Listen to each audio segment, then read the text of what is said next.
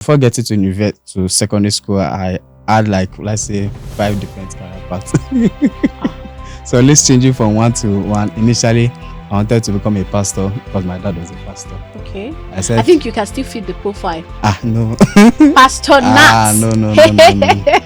Never. If God call me, I'll switch off my phone. What are some of the misconceptions that you have seen that young people have about money that you know is stopping a lot of young persons? People just want to hammer. The first stock I bought or the first account I funded was 10,000. 10,000 naira. It's not even in millions. You don't need to, because one of the things people need to understand is that when you're investing, the habit is more important than the amount. So for anybody here, young person who is like, okay, I want to move from A to B, financial growth, and even generally as a young person, I want to grow, I want to become better. What are some of the things that I need to do? Ensure you go to the gym.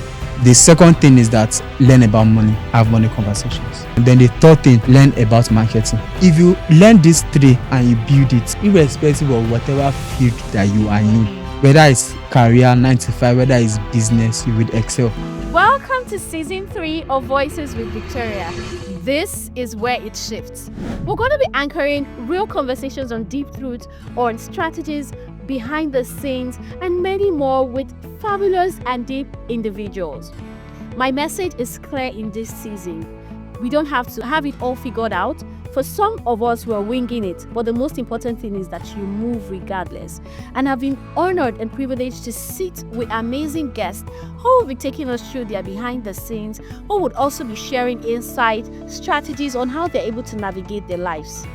I believe strongly that nobody has it all figured out 100%. However, when we look back, we should be able to say that we winged it right because of certain lessons, experiences, expertise, education, and exposure that we've been able to come in contact with. And I do hope that this season will do all of these and more for you. Follow us on all our social media handles at Victoria Undu and Voices with Victoria. And if any of the episodes speaks to you, do well to share with your community of friends and let us know as well. Do enjoy a great time. This is where it shifts. Hello, welcome again to another episode of Voices with Victoria, and I'm your host today, Victoria Undu.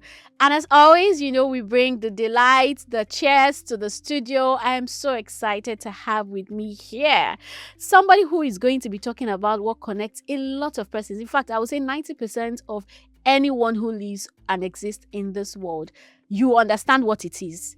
In fact, even a baby understand what this is, and we all love it. Well, maybe not in that sense, because some people will argue and bring the scriptural angle to it. But the point is, we want to have a very important conversation today, and I'm so delighted to bring somebody who is an expert in this field, who does not just do the talking, but also lives the work that he does, beyond just speaking and branding and all of that. Today, we're going to be talking about, guess what? Money. Yes. Owo, kudi, everything. But not just that. We're going to be looking at the man, who he is, what he does, and what his experience has been so far that has shaped his becoming. And I'm sure that you learn one or two things and a lot of things from it as well. And so please join my Samic welcome my guest today in the studio of Voices with Victoria, an investment research analyst with a heart for leveling the field. He works at a top investment management firm. He runs a boot camp that teaches stock markets and personal finance strategies, and has built a sizable audience by helping individuals turn theory into financial action.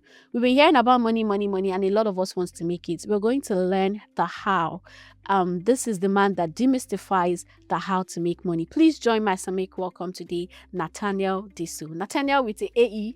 Not yes, I. AE, yeah, AEL. Right. Yeah. Hi, Nathanael. Yeah, it's good to be on the show, and I'm glad. Yeah, thank you. Such an honor. Thank you for saying yes. I know that we had to move it at some point, Sure. because of your schedule, but you finally were able to make it here, and it's such a great delight to have you here on the show today. Thank you. Yeah. Great. Well, I've just done a little bit of introduction about who you are, but as is customary on this show, I always tell my guests to let us know who you are. So beyond what Victoria has said and beyond all the brandings and, Nathanael Disu, we want to know who you are. So first of all, introductions. Okay. For introduction, my name is Nathanael Disu, and okay, let me just go the unconventional route. Let me say things that many people may not know about me. Great. So, we want to know that. The first thing is I'm left-handed. Oh, okay. And my left-handedness is quite unique because I write with my right hand, but I do everything with my left.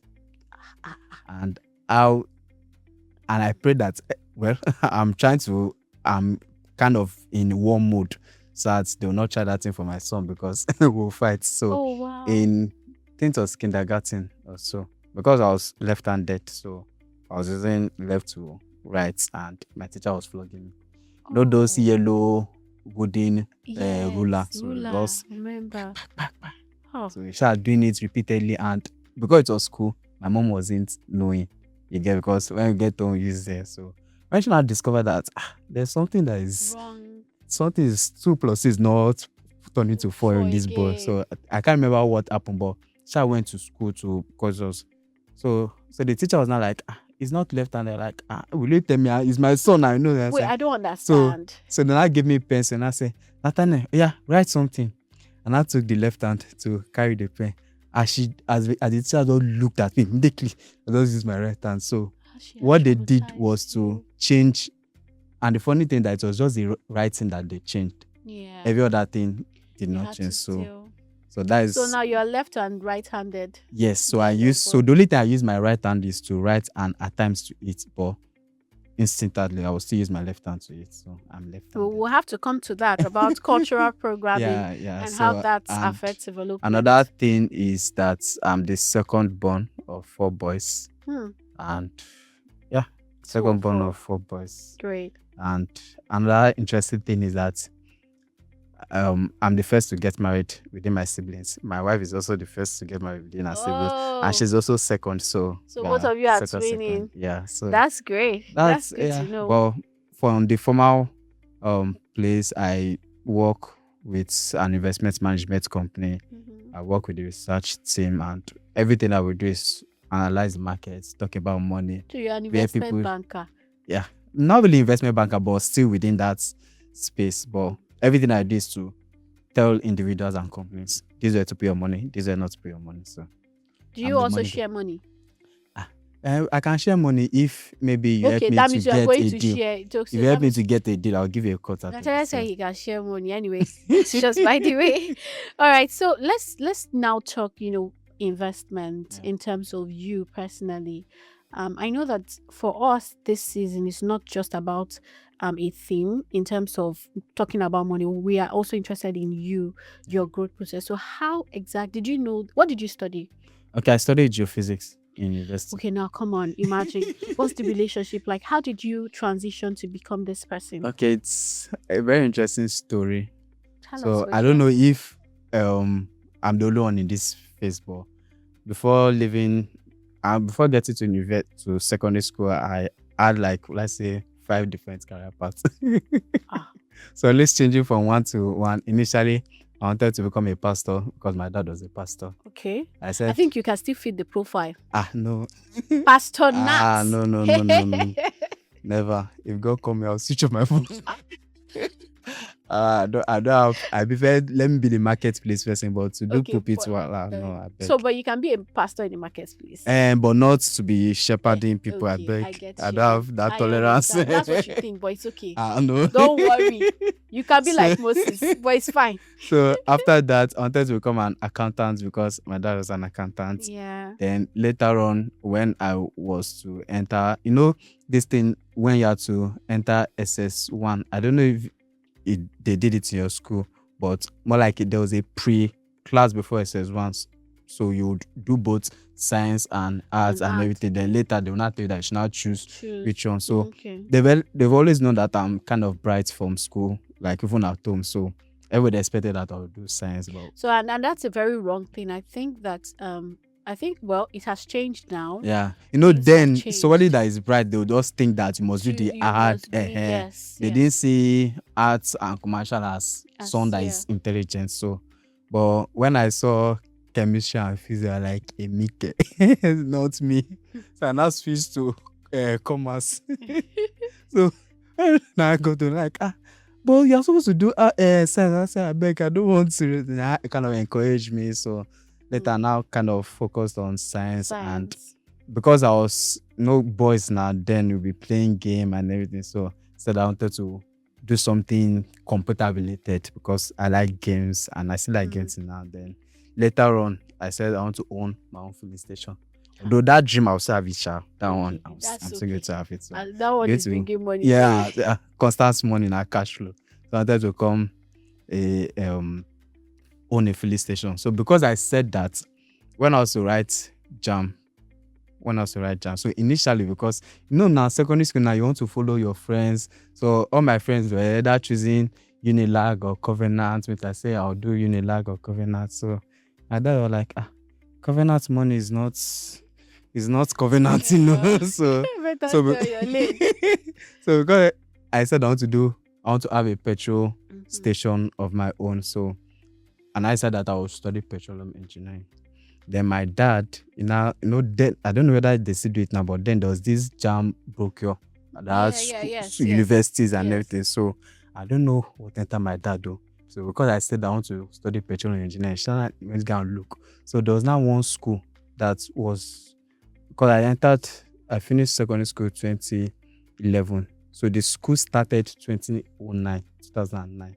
So it's Federal University of Petroleum Resources in Delta State. Fupre. Yes, Fupre. So because he saw petroleum there and he said I want to do petroleum, he just selected it for me. And that's how I went to the school. So then from there, I wanted to study petroleum engineering, but they gave me geophysics. I'm like, okay. Yeah, the people that they gave me. What I ordered versus what I got. Yeah. So they gave me geophysics, and obviously I cannot drop out. So and I look at petroleum geophysics is not so bad. So that's how I started do it. Then during my IT, I think that's now where things now started to open up the more, because I did my IT in Port Harcourt at a depot. So it was still my dad that kind of helped me to. One of his friends was working there, so I did as a depot, and that's when I knew that in this Nigeria there is money. There's money. That's where the money interest started coming. No, funny enough, it was not there, but like that was where it kind of magnified everything, because I was seeing how no one that okay, I don't know whether I will say it on camera, but this oil and gas depot something. That's now I opened my eyes. I saw like it was not like cash transaction, but I was seeing how money was flowing. I even made money myself, even in the depot. Apart from my alawi something, else, like this money you have to make it. Wow. So that's then from there everything. But how I got to the finance part, I have always been inclined about money from young, and I think not even an Igbo man. I don't know, but I think where everything started from when I don't know whether I was still in secondary school or I was in university then, but my mom had a poultry. We had a poultry because we had like big land. So just apart from the house, there was like whether 1 or 2 plots at the back. So set up a poultry. Then we're selling egg for 600 naira per crate. And then 6,000. So then there was a period that the layers were kind of laying big eggs. So double big. So we're selling it for 600. And I looked at this exact. This thing cannot go for 600. Now I'm going to sell it for 1,000. There was no inflation, no dollar, nothing. My mom was like, fair me, back by me. Like, Nathanael, please don't kill me. This is 600. Why do you want to sell it 1,000? I said, don't worry. I will sell the one. Because I like the eggs were big. So yeah, bigger than the usual. Yes, it's cannot. So I told her that don't worry, stay your day. I will sell it for 1,000. Then by fate, I think a couple of minutes later, a lady came. Because the shop was just in front of our house, like we built everything together. So she now asked that how much is egg. I just told her 1,000, just bone face. And she gave me money. I packed everything and gave her. I called her money and I went to my mom. That validated. So that's when I just need that money related something. So I've always known about money since like from there. So it's no surprise that I talk about money. Great. So now, how did you get professionally into the field? Okay. From small, I'd always known that stock market was a place where people invest their money, but I didn't know anything else. That's just so. It's just more like saying that if they should ask you where can you invest some money, they'll say, okay, real estate, buy gold, buy that. So I just knew it on the surface that it was just stock market was a place where people invest their money. But because I didn't study finance or something, so I didn't really that's but in COVID, because when COVID happened, like everywhere was on shutdown, so businesses, even the financial market, everything crashed. So it was like an opportunity for a new set of investors. So one of my friends attended a business summit in church because I attend this and we kind of talk about opportunities, money and everything. So he attended a business summit in church, and one of the facilitators there was talking about how there's an opportunity in Nigerian stock market, this, that. So he just told me that, he just called me random that, Alpha, yes, I attended this dude and they said there's opportunity in stock market only. So that call was more like a wake-up call for me. So it was more like as if I was sleeping. So as he just told me, there's some people that you tell them about an opportunity and you need to cajole them, you need to explain. As he just told me, I just like, as if you just tap me from, yeah, let's do it now, this. And from there, just like, it was on autopilot. And from there, I started putting my money in Nigerian stock market. Then also, we had another mutual friend, like also my friend too. So through him, I discovered that there's an app that you can also use to buy US dollar. Like, okay, let's go there too. So I was just like, we're just moving, and from there, we're documenting our experiences and everything. Before people started saying, come and teach us. Yes, wow. Started teaching, and that's everything just moved. And then you now got into, where you now work. Okay, so for that work part, because I was doing it on my own, like individually, but I knew that there's a level of knowledge. This thing that we say, be your own boss, start or do your own, like, Right. see, you still need that corporate background, no matter what. So, but where the challenge is that people should do corporate work within where their interest is. Within where their interest. So it's not just that you are just going to get a job because you need money or you want to job, but to more like stay grounded, because what I know now was kind of solidified because of where I work now. Because on my own, I can just be talking about maybe 2 million or 100,000. Then not being in corporate, you now need to advise. If there's a client that wants to invest 200 million, and you need to tell them where to put their money in. So with that, you are now having conversations of 200 million. You might not be having that online, or you might not see someone online that want to do that. So with that, I just knew that before that, I knew that I need to be in that corporate field. Even now, I haven't got to where I even work is another story on its own. I don't know whether we'll get there, but that's just how everything linked up. And the more now discover that I still need to know more and everything. So Great. that's kind of that I'm going to. Okay. So that's just how that's how I pivoted into finance. So let's talk about money, right? And we're going to talk about some of the things you do. But before then, what are your experience both working corporately as a finance research analyst, and then with the things that you're also doing with your community and thought leadership in finance? What are some of the misconceptions that you have seen that young people have about money that is stopping a lot of young persons? Okay, there are plenty, Shao. Just tell us as much. In this one, I will see Shaggy. But one of the first thing is that people just want to hammer. Yeah. So that is just it. If someone is asking, okay, where do I put my money, or which stock do I buy, they are just fixated on the returns. I just want to, like, I will put 100,000 and I'll just get 150 or just get 200,000, just like that. Yeah. And like, it doesn't work that way. You've put your money in Ponzi and everything. You got bonds. Why don't you? So that's one. Then the second one is that people think they need a whole lot of money to get started.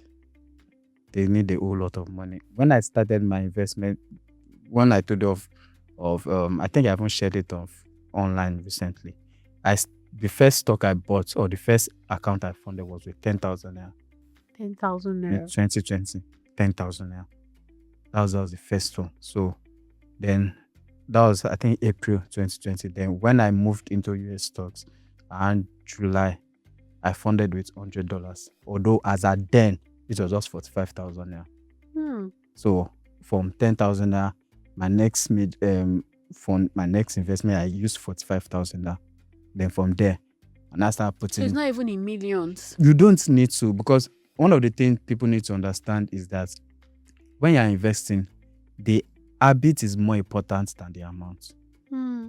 The habit is more important than the amount. If you are waiting until you have 1 million naira that you just lump, because we talk about the Maslow hierarchy of needs, and if you are earning maybe 100,000, for example, you would have 100,000 expenses and 100,000 problems. Hmm. When you now start earning 1 million naira, that's when you know that the Yanopaja that you're staying before is now You still now have your expenses match up exactly. So to your that money level. would never be enough. Even if Hmm. you start making 5 million naira monthly today, To you would not- that's when you will not discover that I need to buy iPhone 17. Mhm. Then you now discover that my TV that was working before Is now not good is no more enough. working. I need to buy that 3 million naira flat screen. So you would always have those things. But when you, and another thing again is that when you start small, you are able to learn better and control your mistakes, because no matter what, you're going to make mistakes. Hmm. It's part of the learning process. Although when you now get guidance or mentorship, or you belong to a community, your mistakes are minimal because you're able to. But then it's easier to lose 100,000 naira Than while 1 million. learning than losing 5 million naira while learning. Hmm. If you lose 10 million naira, nothing happen. It's just 10k. And if I say 10 million, if you lose 10k, it's just 10k, nothing happen. But you now lose 1 million naira, that's when you know that your heart is not where it's supposed to be. So with that, it helps you. It's just like, say you want to start learning how to drive, and the Yeah. first place that you're going to is Third Mainland Bridge. You Ah. enter water. Hey, how? You enter water. That is Hmm. the thing. But if you start within your compound, even if you bash the wall, you sit there, and you're now going to express, and you're not going to bash someone, that person now bash you. So it helps to contain your losses. And two, it builds that habit. It builds that habit. Funny enough, I'm even reading a book currently, this Compound Effect book, and from the book, I'm able to, although it's not something new per se, but it helps to reinforce the belief that everything is bit by bit that add up. Yeah. So if you want to start and you feel that you need a whole lot of money, you're not building that habit. And I always tell And people when that that whole lot of money comes, it you will will not be know what hard. to do, because I even always tell Yes. people that the best time to even start investing is before you have responsibilities, Hmm. before you get married. Even if you have boyfriend, girlfriend, start there, because in a way you don't owe your Yeah, you're not. boyfriend or your girlfriend anything per se. But when you now get married, responsibility, you cannot say that you don't owe your wife anything. You owe her something. You just can't owe. say you don't owe your husband anything. You owe him drop. something. So it's better to start, because when you start investing before you get married, you are building that habit. So even when you get married, maybe you have a kid and responsibilities come, it doesn't mean you stop investing, but that habit is still there. But at times you might not need to prioritize. So for example, let's say you are making 500k per month, you are not married, you can afford to put in maybe 300k or 400k in an investment, and even maybe you go hungry. It doesn't concern anybody, you are yourself. But when you now get married or something, you can't put that entire 400k. But it doesn't mean you stop investing. So you might like, okay, maybe this month I'll just put in 80k. I remember a friend mentioned this. He was like, when he got married, before he got married, he was a big risk taker. He was even playing into the crypto market, heavy, this thing where he can put in lots of money. He said when he got married and he tried to use that same, and then he got, mistakes or something, not mistake, as with every investment, there are risks involved. Sure. And the thing came crashing. The first 1 week, his wife was looking at him, and then he said, since then, nobody had to tell him that now with marriage, there are certain risks that you can take as a young man. Exactly. You can't Or take as a that young now. lady. But because you are now in the context of having people looking up to you, depending on you legally, Yeah. you have obligations, you are now more responsible. True. People are now, and all of that. He now had to be careful on how he does investments. So even if he still does heavy investments, but you first calculate. Oh yeah, let me sort out my family first. Exactly, Let me because do this. where the mistake come in is that, and that's why my main focus is on young persons and like someone that is from 40 and below, because when you are married, you have maybe 1 or 2 kids and you now want to start investing. If you are not, now this is now where I will talk about the big money or the millions. If you are not earning like significant amount of money, it will become challenging to start, because you want to start and now discover that you need to pay school fees, we need to change this thing, you need to, you're like, oh, let investment stay in one place, Jerry, we'll start later. Before you know it now, 2 years are coming now, like and because I don't know. But when you start before you get married, that habit is still there. So even if you might not do it at a large scale, so at least you can do something. And obviously the way parenting or family life, because we are also in that area now, so it's not, there are some months that there are heavy expenses. For example, let's say September, January, school fees and all those things. But there are some months that there are not really heavy expenses, like maybe May. So all those months that they are not heavy, you can now maybe front load your investment. And when they are heavy expenses, like, okay, let me suspend that, you can still reshuffle. So that habit is still there. But if you do not build it early on, you would find, and funny enough, your excuse will be legal or it will be valid. Very legit. It will be valid. People would understand, because I always say that hungry man cannot invest. It's when you've sorted out some of your basic expenses. That's when. But if you don't build that habit early on, you won't.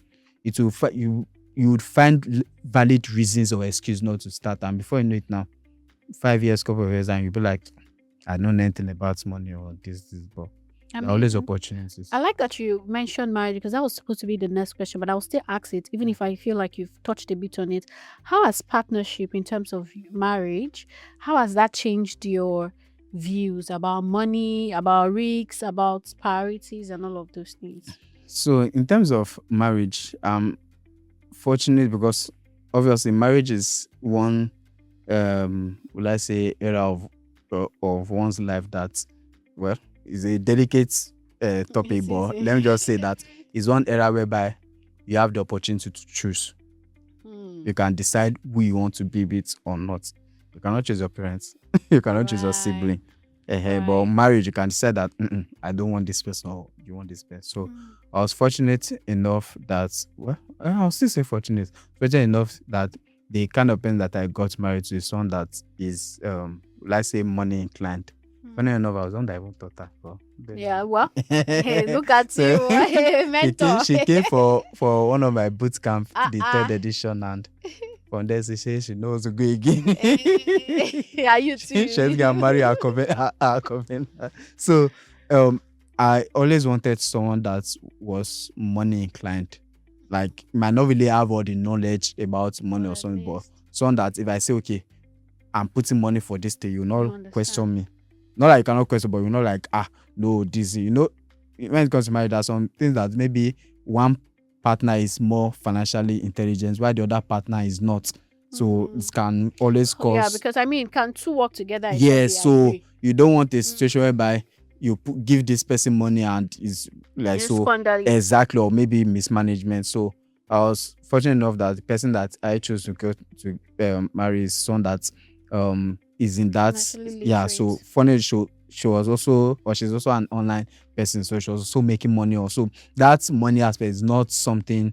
So in terms of talking about priorities and risk, like I said earlier, the level of risk that I would take as a single person is not that level of risk that I would take as a married. Now that I even have a son, if not, because your children, they don't send down your investment. They don't send down your investment. When they want to eat, you have to bring food for them to eat. So all those kind of things. So it doesn't stop investment or something, but it helps you to prioritize. Yeah. And one thing people need to understand that when you're prioritizing things regarding to money, it doesn't mean that you don't have money. Because there's this belief that you say, I need to plan for it. People think that you don't get money. If you have money, you can just even billionaires, there are some kind of expenses that they don't just bring out their account and just pay. Even if they have it, it's because it's wiser. Yes, so it's not so there's some things that you can just bring out, but there's some things that it doesn't, even if you have the money, you can still like, okay, let me just prioritize on this. So it's helping me to prioritize better, because now there are commitments, there are responsibilities. And there was even this year we're even doing some kind of major upgrade, and like, okay, this month is for you, Esther. Okay, every whatever we are Esther, spending, only you have 1 month. so whatever we are spending is on you. Okay, Yes. you need to upgrade this, you need to upgrade your wardrobe and everything. This month is for me, I need to upgrade. This month is for Dabira, it needs to upgrade. So it helps to prioritize, because if you want to do everything at once, Same time. you will just overwork. So it Absolutely. helps you to prioritize better, and it helps you to. And one thing that we also do is that, although I learned it from my friend, is that at the end of the month we usually do like a money recap. Okay, how much did we make for the month? So we usually do it at the end of every single month. So we usually do it. So more like we have a book, and we've been doing it every month since we got married. So more like, okay, how much did I make from all my streams of income? Write it down. How much did she make from it? Write I it like down. that financial We transparency. add it up together and everything. Like, okay, what's our expenses for the next month? We do everything, because it's always on the last day of the month that we do. So we do everything, we budget. And so with that, I have a sense of how much that I spend every month in terms of recurring expenses. And like, okay, this, and because I'm the one that is more financially inclined, so I'm the one that handle everything about savings, investment, any planning or everything. So not like she cannot do, but you focus on something that, yes, so it's not something that you can debate or something. So I do that, and it has really helped us, because we are able to itemize and plan better. So at least she knows, okay, this how much my husband is making. Not necessarily to ask or something, but it just gives that kind of responsibility, and that you know that, okay, you are responsible, because I can actually do those things without, because, and funny enough, that's one of the, well, like I said, marriage is always a delicate something, but that's one of the things that make some couples have maybe issues, I was going to ask because you how they feel that the wife might feel that they will know how much my husband is making, this, and the husband will feel like this woman is never even considered, she doesn't know that, but you not tell her. And one of the things that I did, which has helped, even before I even got married, I did it. I don't know whether I learned it from my pastor or something, but my pastor made something, he talked about that. That was Pastor Sam. He said when they got married, there was a time that he took her out. And I think there was like a window background, so more like a story building, so they could see. They say, it was not time that, say, babe, one day I'll take you around the world. You'll be seeing this. So with that, when he's not taking her today, Dubai, this, and said, Shebi, I told you those things. So what I did was that I told my wife that, see, I'm going to do this for you. I'm going to do this for you. And I start, because there's something I learned from Dr. Olumide Emmanuel, because that's where I learn. I might not learn everything from, but just one thing, and that's it for me. So he said that every woman has a, funny way, I didn't in relationship, but every woman has a, let's say, time, let's say deadline with a man, no matter what, at different stages. So if I say, okay, I'm going to be patient with you, a lady is giving herself a timeline, whatever the timeline might be. She might not vocally say it, but subconscious, she knows that, okay, let me use this word. If I suffer with this guy on this, so it's not really suffering per se, but more like a timeline that, okay, after my mental timeline that, after this is not what is happening. So what I did was that I had to prepare my mind down that, okay, this, I'm going to do this, I'm going to do this. And in my own way, I'm now like doing it bit by bit. So I'm not, once I take off a major, so I'm not like, Shebi, I told you that time that thing. Then I can, yes, I say, okay, this one now, wait, I'm going to do this. Because if a woman is asking for something, or maybe you want to promise or something, if she feels that you are old enough for her benefit, she would agree with you. Right. If she sees that this thing is going to benefit her, she would agree with Eventually, you. she will agree No with matter you. what you want. If it's that, okay, she needs a new phone, and you tell her that, okay, wait for maybe 2 years or 3 years, I'll buy you a new phone. And you give her a Yes, reason and for she that. sees the reason that, okay, if I should buy this phone now, it will spoil or something. I'm just using the Analogy. if you should give me that phone, okay, this, she would wait. She would even help you to even plan. Because you might want to spend the money, like, no, you remember that we have to spend money on this, so we have to buy this thing. She would even help you. So I hear That you. is the thing. You're She would speaking wisdom to a lot of young. Because my next question I wanted to ask you is, you're a very young man and Yeah. your wife is young. How do you people navigate financial issues, financial decisions? How do you navigate financial decisions together? And what I'm hearing you say is that for some men that think that my wife, when it comes to money, her body, you are saying, let the woman see that at the end of the day, this financial decision is for your own good. If she can be in that picture, in that frame for future, she will be able to agree with the decision for the now. Yes, so let me give perfect example. Let's say let's say husband and wife now. If the wife's birthday is, let's say she wants something for her birthday. So let's say she'll be clocking 24, just for example, and she wants something for her birthday. And whether you have that money or not, you can sell her a dream that, okay, instead of me getting this thing now, why not to wait? Next year will be 25. It will be a landmark. We will celebrate. Now I will make take it you to bigger. this. I will take you. She will look at it that 24, getting 25. She's like, okay. This is I Makes say, don't sense, worry. yeah. I'm going to take you to this particular place. I'm going to It's do not just this. mouth though. you No, people and should I'm do it. saying that it's like putting her in the story and letting her see how that will benefit her. She will agree with you, and she will like, okay, because women, okay, but women like Talk your mind. women As like they say. fantasy things. Let's just say, Right. like, not really in a bad way, but things that will trickle that thing that I will take you this. But she needs to see that every step that you are making Mhm. is leading to that destination. Exactly. If So she you're not sees that just you are now selling an deviating, that's air when we're like, this. So you say that, okay, he said he will take me to Ibadan and we're in Lagos, and you're now passing Ekpe. And you're the like, problem, Oga. Ekpe is not the road to Ibadan. You're supposed to pass through Ojota, Lagos, Ibadan. Why are you not passing Ekpe? And she now say you're not passing Ijebu. They're like, okay, maybe you want to go and burn. You now pass through Benin or the road, like, Oga, wait till they happen now. Where are we going? This. So to?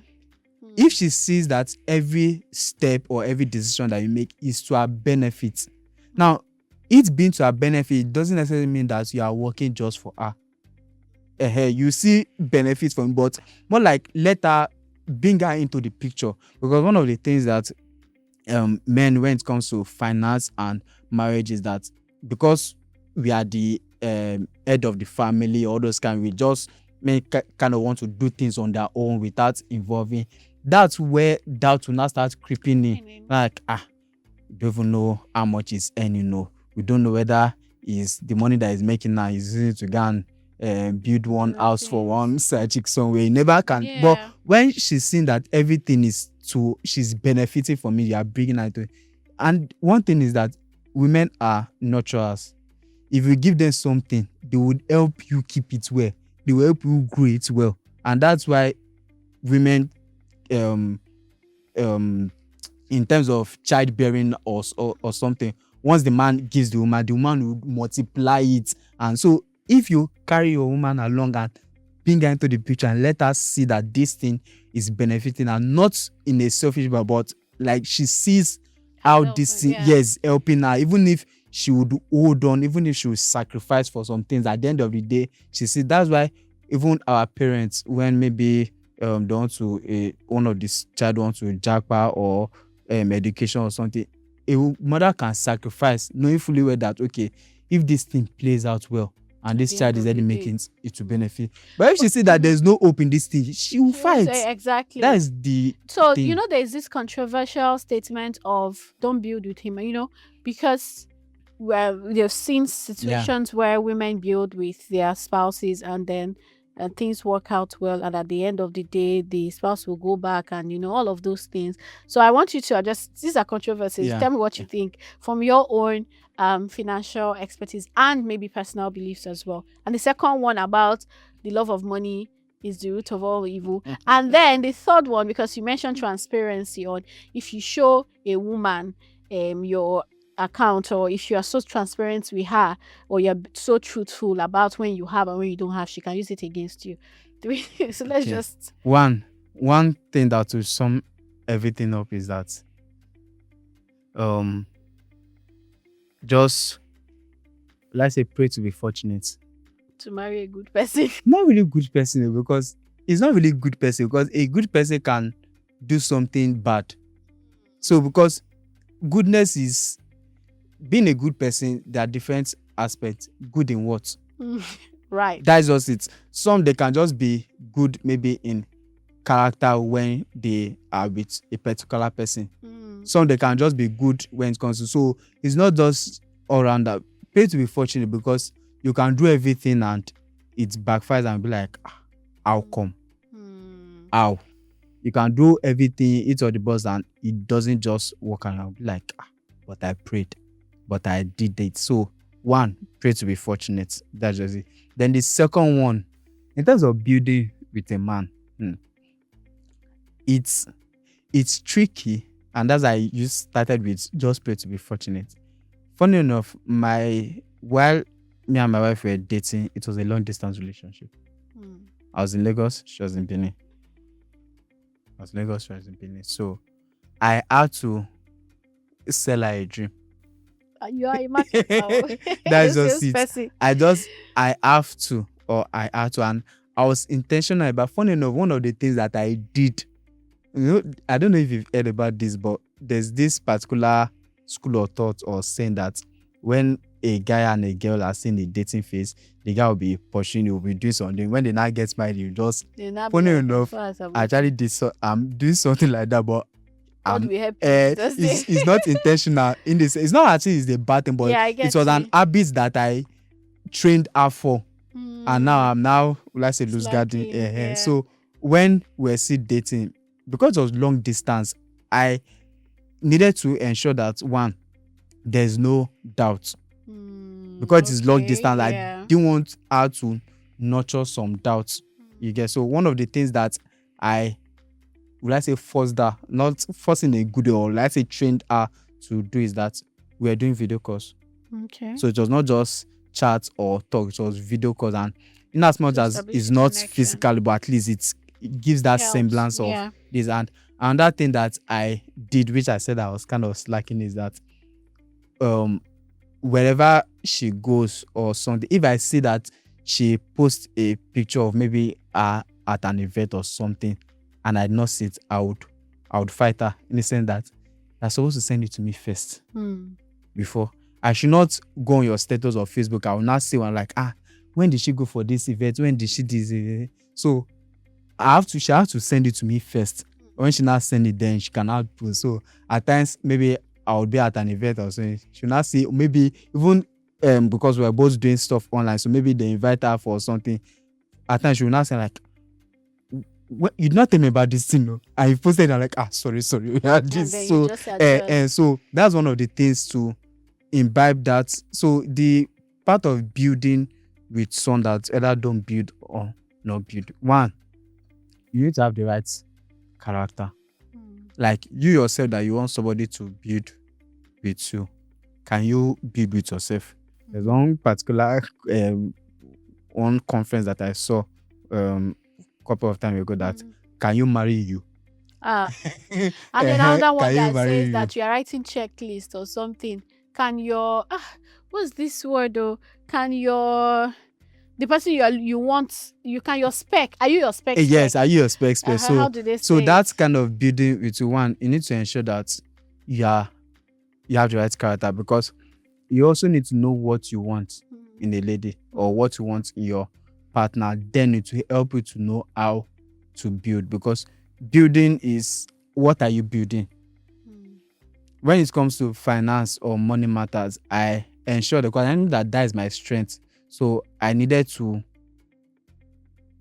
let's say, bring her into that space, because I didn't want a situation whereby I'll be talking maybe millions or money, and my wife is all like, oh, that no concern me. I just want to be, and that like me, I didn't even like the idea of full housewife, because the way it was portrayed as if someone that will just be sitting at home and just taking care of baby. Not like that's not work itself, but I feel that with the way work has evolved, even if you're a sit-at-home mom, you can still be working in terms of making money. You can still be productive. You might not even be making money. Funny enough, all the money I've made in this life, I made more while in marriage than before marriage. I love that. I made more while in marriage than before marriage, and it's a case whereby she's always contributing. Like, she's a bigger factor of whatever I'm doing. And there was something that I kind of learned from my dad, which I'm doing, in the sense that if you want to, because my mom studied English, so if you want to, and him is accountant, so his own is just figures and everything. So my mom usually maybe correct him, and so if you want to maybe make a statement or maybe reply someone, like, she would always proofread it and this. So at times I want to write something like, see, go through it. Not like I don't know what to, but like, this one is married, so it's not a case of whether I am right or not. I don't want to start defending. And leaning on the other person's strengths. One person knows in certain area more than the other person. Exactly. And it's not as if I cannot say, because I can still defend myself and say, well, that is what, and at the end of the day, she would also feel that he doesn't listen to me. So even if I know what to do, I like, just go through it. So that part of building is really, really important, because I think, I was trying to say something before I moved into the marriage something. So I was talking about making more money. Funny enough, my boot camp that I held, the 6th edition. Oh, she was a very big. She was on that planned it. Funny enough, most of the things that she was saying, my mother was like, see, this woman, no stress me. I've been doing this thing before you came. Don't go and stress me. She was saying, you need to have MC. I'm like, what is MC? Shebi, I'm done that is talking most of the something. Right. I just have a panel session. Shebi, I will just introduce him. Like, no, you need to have a red carpet. I'm like, it's not a large scale 1,000 conference. I'm like, okay, do your thing. And funny enough, this was the edition that I recorded the highest number of participants, the highest number of participants outside Lagos, and the highest number of money made. See what partnership does. Yeah, so even if she did not bring 1 naira, like, but physical contribution, without that, I would not. You know what the Bible says, that one will chase 1,000. Exactly. And like, two this just will chase 10,000. Perfect scenario. So when it comes to build, and that's why I said that whatever you are doing with your partner, whether you have the money or not, let us see the picture. Because one of the issues where we have with building or building is because they are not seeing themselves in the picture, in the future, or whatever you are building. If they know that they are part of it, they will die there. And that's one of the ways that they can know is transparency.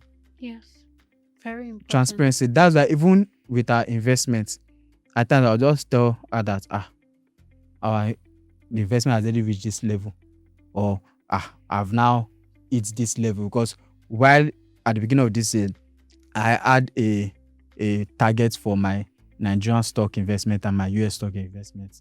And for the Nigerian stock, I think I crossed it around June or so. So I told her, the target that I made for this year, I've already passed it to see the figure. She will see everything. Yeah. So there's no way someone like that would not want to be in the picture, because they can clearly see that this, whatever I want to buy. Because even, we're doing like major upgrade in the house, and I'm like, okay, between this and this, which one should we buy first?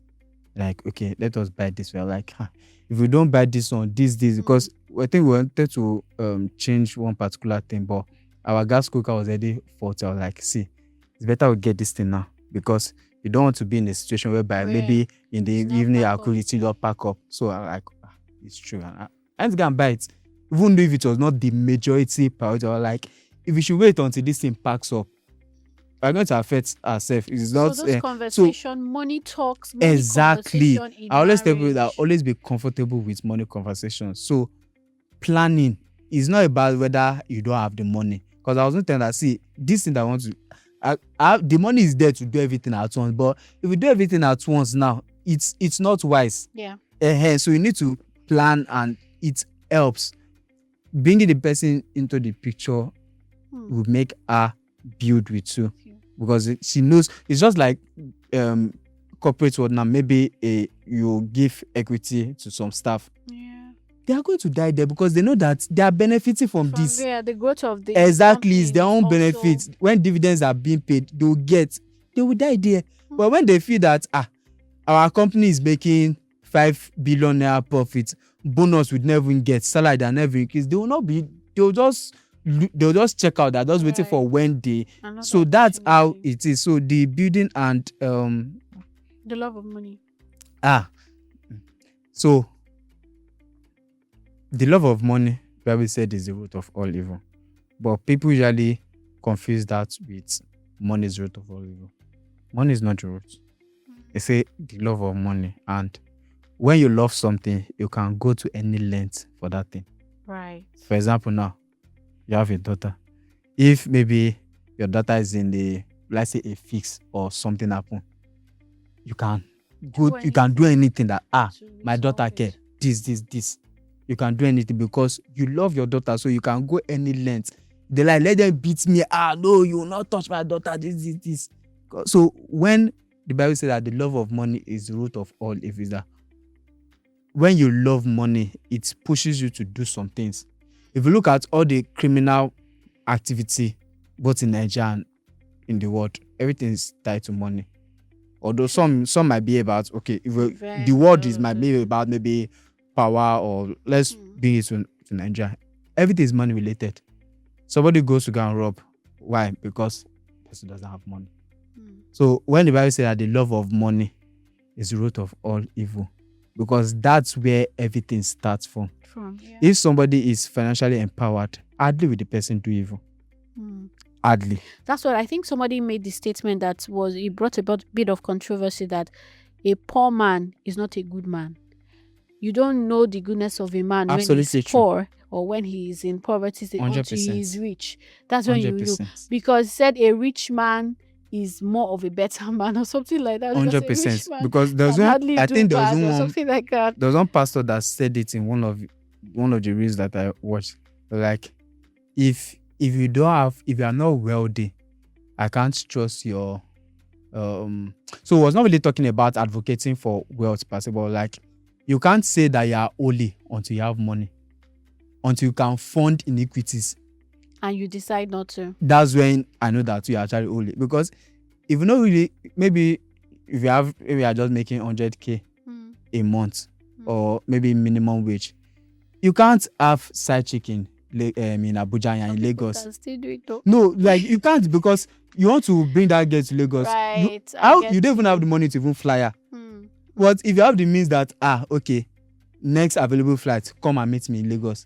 You have the means, and you not do it, then it shows that you are. So if you've not reached that level of funding your iniquities, you cannot tell if you are holy or not. Because when you can fund iniquity and you see that I can fund you, but I choose not to, you've now had control over it. So when it comes to the level, I always tell people that always have money conversations.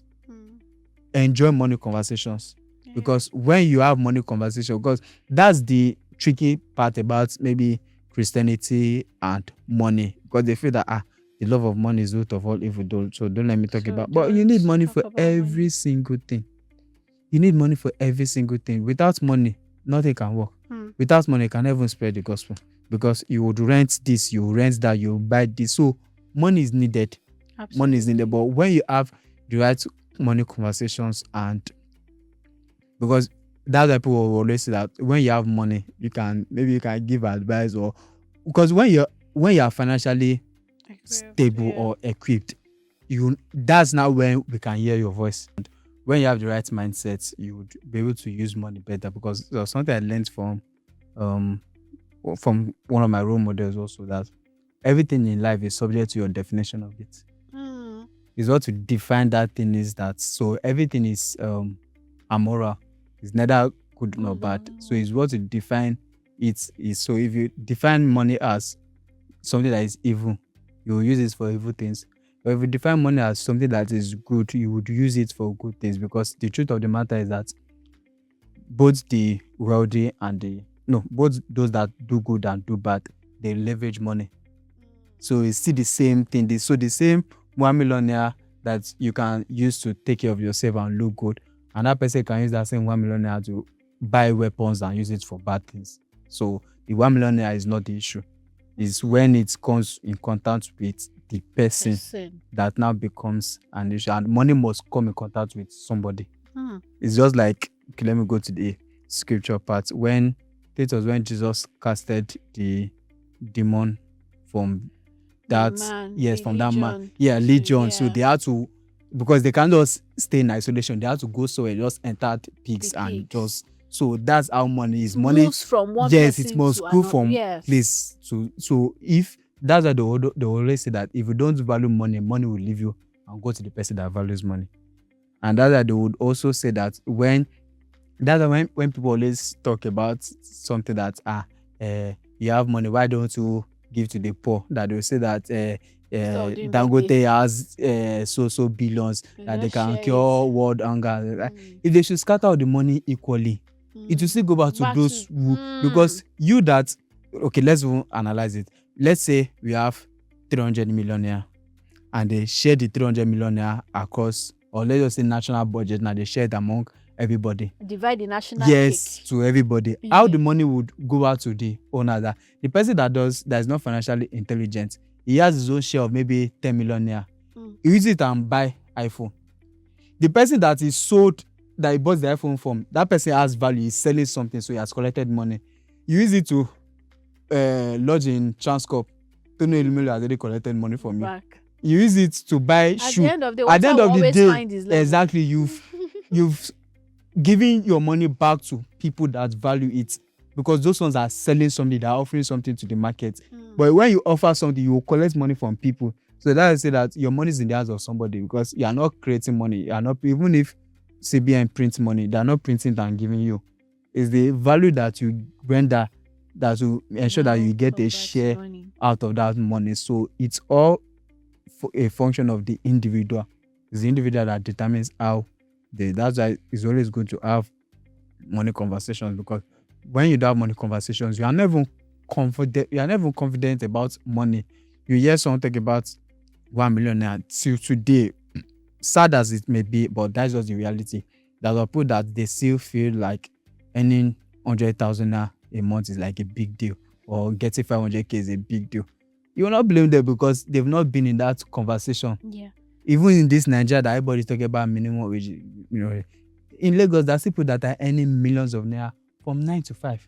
Yes. And they're never in management level. Absolutely. They're never management level. But the money is there. But you are still there like, but people are cashing out steady.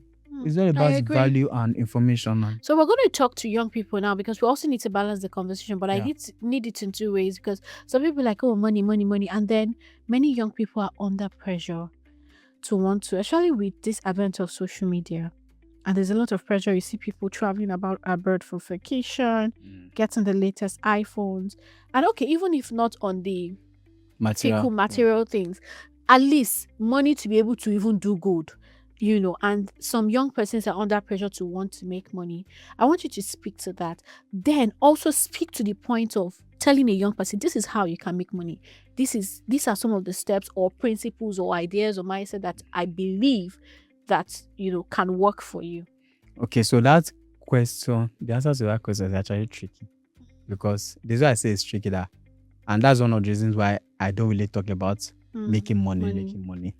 Not because I cannot talk about it, but the reality is that what would work for one person may not necessarily work for you. True. So you need to find out what would work for you, but understanding the core principle.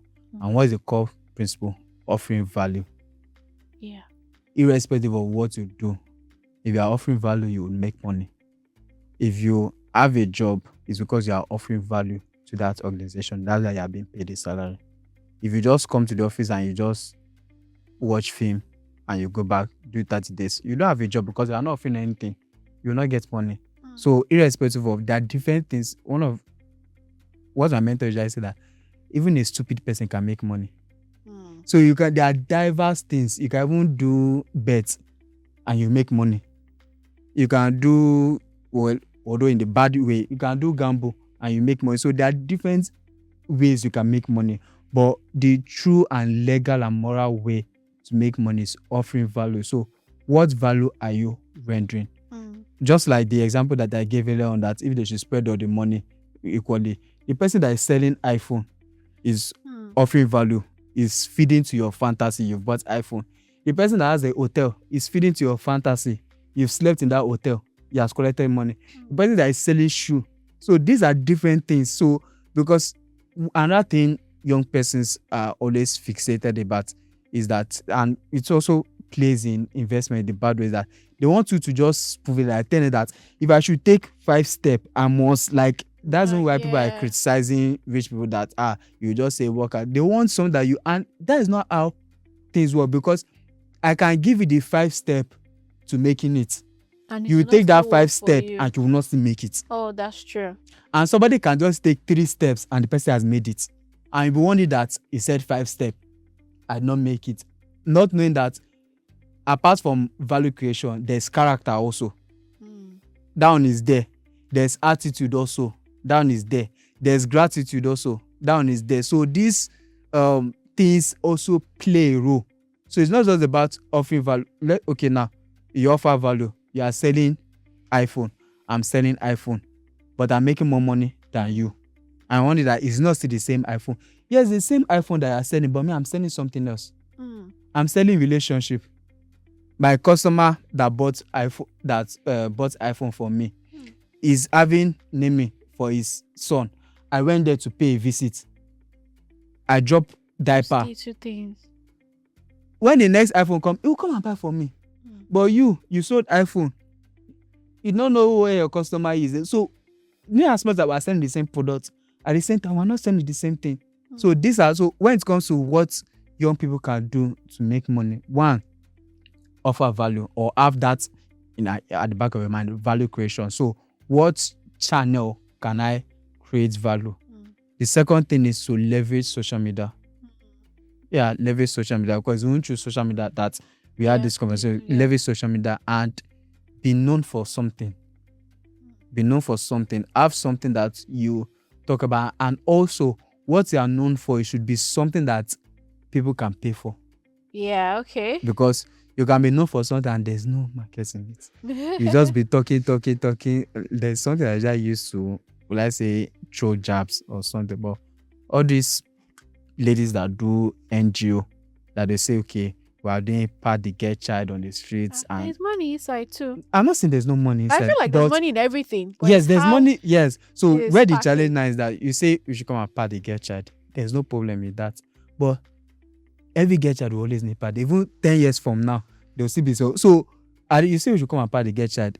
You are saying we should donate to you. It's your account number.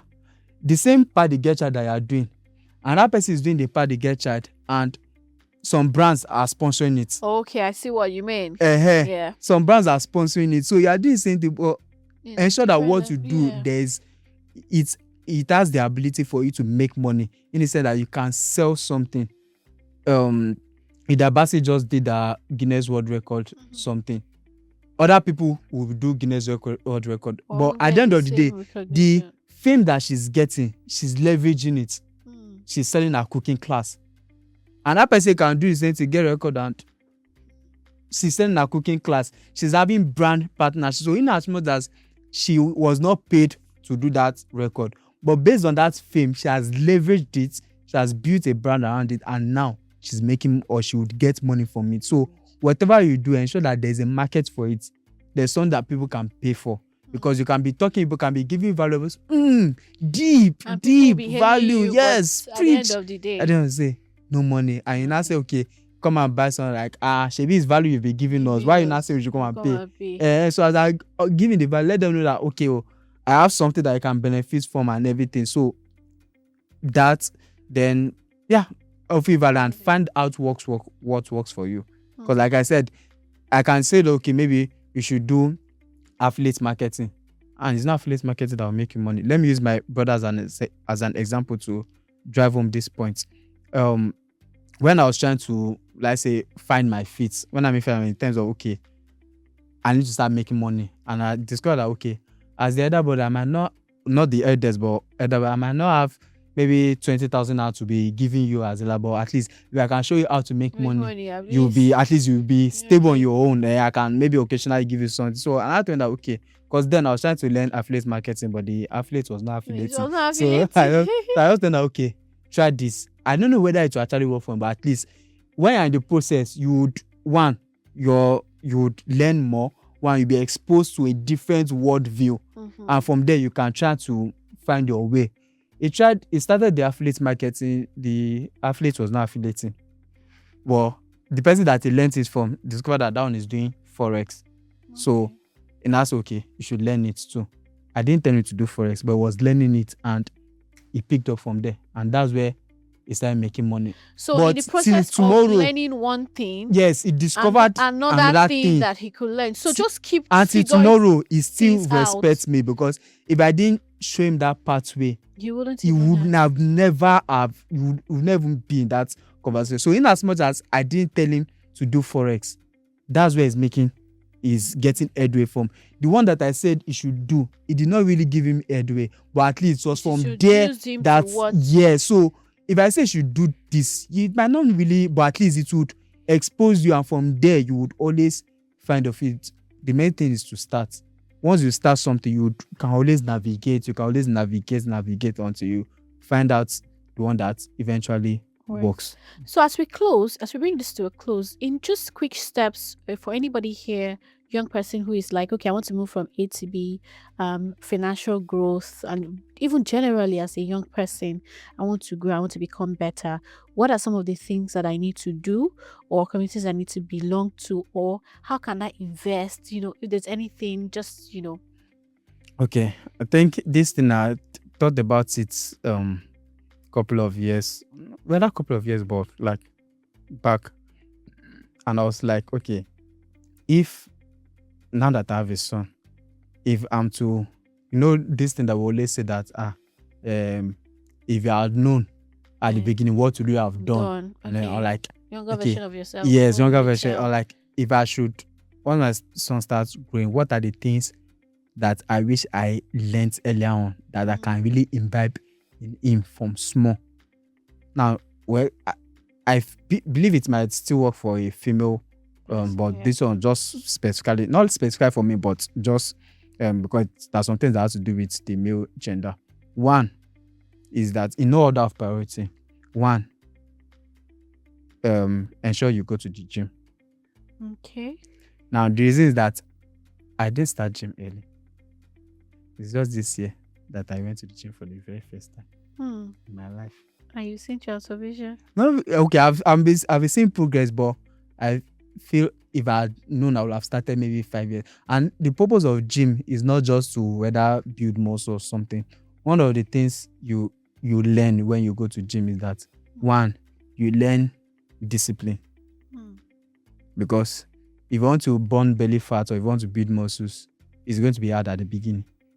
There was a particular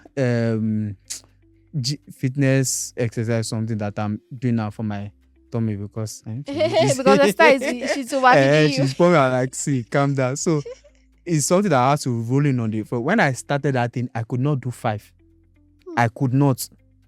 The last time I went to the gym, I think last week, I did 20 at a stretch, and I didn't even feel that I had done something. So one of the things, apart from the being physically fit, you learn discipline, you learn commitment, because even if you pay for the gym, they're not going to drag you from your house to go to the gym. Absolutely. So you need to, because there are even me many times that I would just wake up, supposed to go to the gym 8 o'clock, like, oh, I beg.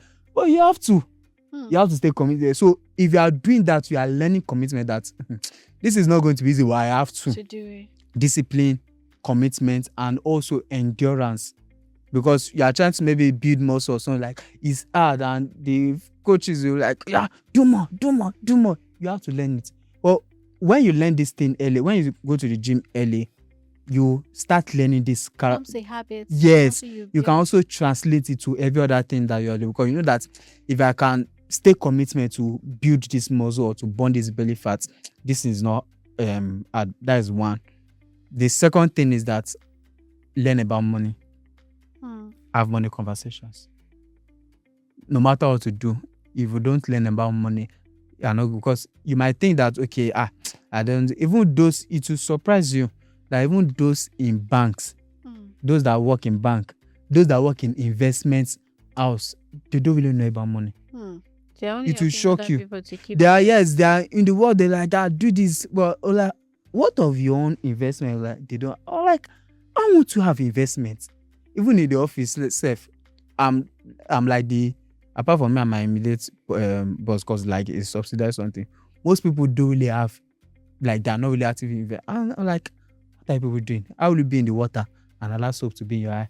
They are there recommending, you're analyzing stuff, you're seeing a store that is moving from 10 naira to 14 naira and you don't pay your money. Or like, are you sleeping? You're telling other people I have millions. And you'll be putting your KPI that yes, this, but I like, what are you putting? What's that the okay, put your money there, because if you cannot put your own money there, how will you now convince us? Because if you can put, if I'm trying to maybe give you investment advice now, and I tell that, say, I put my money in this thing and it did, you would be more convinced that okay, at least he has done something. And maybe he just, all these online experts, don't let me have them, like just audio, do this, oh yeah, show me your own results. And like I know, oh yeah, do it. So that's having that money conversation. Then the third thing, learn about marketing. Because no matter what, everybody is selling something. Yes. Everybody is marketing. If a lady is looking good and she's not married, she's marketing. Yes. She might not say, I dey find husband though. But there's a way she would dress, there's a place that she would go. Like responsible lady, you know that she's available and she would so everybody's marketing. If you want to get married, you have to sell something to her. We talked about it earlier on in terms of family. You have to sell something to her, to her wife, and she has to buy it. Because if she sell it and she no buy them or more. So if you learn these three and you build it, irrespective of whatever field that you are in, whether it's career 9 to 5, whether it's business, you would excel. No matter what. I don't have the data with my own hypothesis, but I know that it works. Yes. You learn the things from Jimmy, you are learning about money, you're having money conversations, and you know how to market, you know about sales. There's nothing that you will do, whether it's business, you will sell faster, whether it's career, you can sell something and they would promote you, because promotion is not just about the certificate. You can even have MBA and someone that doesn't even, not like there's nothing wrong, there's no place of MBA, but you can have MBA and someone that doesn't even have MBA would get promoted more than you. Because beyond just the MBA, what are you offering? What do you have? So if you have those three, irrespective of whatever field that you are in, and that's why it's not surprised that most people that either have money or doing online something, you see that they are going to the gym. It's not just about maybe for photo ops or something, but although most people are just doing it for the gram. But then to build mental strength. Because it teaches, and these are the things that we don't hear. We don't hear, because the rich people, yes, they say that okay, if you keep fit, it takes the doctor away. Yes, there's the health benefit, but there's also the psychological benefit that you would get from it. Because me that I started late, I know what I'm getting. If I started early, people will not be having this conversation. That's good to know. And you mentioned money conversation, and I know that you have a book, so we're going to take a wrap from here. Yeah. Mention your book and your community. Okay, so I have a book, Stock Market Millionaire. And I wrote how to make the millions. I wrote that book in 2020 when I started the investment that I told you about, like learnings, my mistake, and everything. I had to document it in that book, and I'm still making money from that book till now. So that's one of the things we are talking about. Something that I wrote in 2020, 5 years later, it's still there. It's still valid. Yes, it's still valid. Yes, it's still valid. So, and I also run a mentorship community, like a private, like more like an investment club, because a lot of times when you are saying mentor, I'm not anybody's mentor, but it's more like a club whereby I lead them on how to invest, where to invest. We hold monthly meetings and the likes. Then I also have my boot camp, flashy boot camp, how to retire young and rich, where I talk about finance. So it's not just about investment or stocks, about personal finance and having the right mindsets. And I've held 6 editions since 2021. Yeah, so having the 7th edition next year. So yeah, apart from that, I have a good 9 to 5 and yeah. I like that you also have a 9 to 5. So you're not just, teaching online and making it offline. Yeah. Online, you're Doing it. also, you have a career in Yeah, this, and it that's why whatever you builds say is together. credible. Yes, that's And another thing. yeah. yes, so thank you so much for being on the show. It's been such an enlightening one. We'll Yeah. wrap it up here with final words for our people who are listening to us, on this. Okay, so final word, which is what I said if I'm to talk to my younger self. 1, it's the gym. Apart from the fact that your body will benefit from it, psychologically you also benefit. You are going to learn a lot of things: endurance, discipline, commitment, and the likes. Learn about money. The money is not the root of all evil; it's the love of money. Or when you learn about money, have good money conversations, you are going to put it to good use. And the third thing is learn about marketing. Now, I don't mean you should be a salesperson or start disturbing people, but learn about how to offer value to people, because no matter what, we are all selling something, either formally or not formally. We are all selling something. So when you have that conversation of you learn about marketing, learn about sales, it will help you to pass your message. Because even if you have a business, you need to sell. If you have a career, you can be in your office for 5 years and nobody is looking at you. But when you know how to market, you can. Because marketing is all about just convincing somebody to get something. Convincing. So if I need a promotion and maybe I'm not due for it, I can convince my boss that, see, I have what it takes. I'm due for. Even if I'm due for it, I can tell the boss that, okay, instead of me moving me to level 4, you can move me to level 7. Why? Because the 4 and 7, they are not better than me. Just on a lighter note, but you get the gist. So that's my final words. If you can do those 3, you're really going to get better in life. Thank you so much, Nathanael, for being on the show. It's been such an absolute pleasure. Yeah. Hopefully you come and share money for us and to us. Thank you for being on the show. I will share No, money really, to we you. big deal. Yes, now win. Patronize him. Actually, you can follow us on Voices with Victoria at Victoria Indoor as well, and at Nathanael Disu. I'll write the name so that you see how to the spelling of his name is quite different from the normal Nathanael. That's the IEL. His is AEL. Right, so you can follow him, join the community, get the book as well. Like I said earlier, he's not just an online teacher and content creator. He has built a career in this, so this is his field.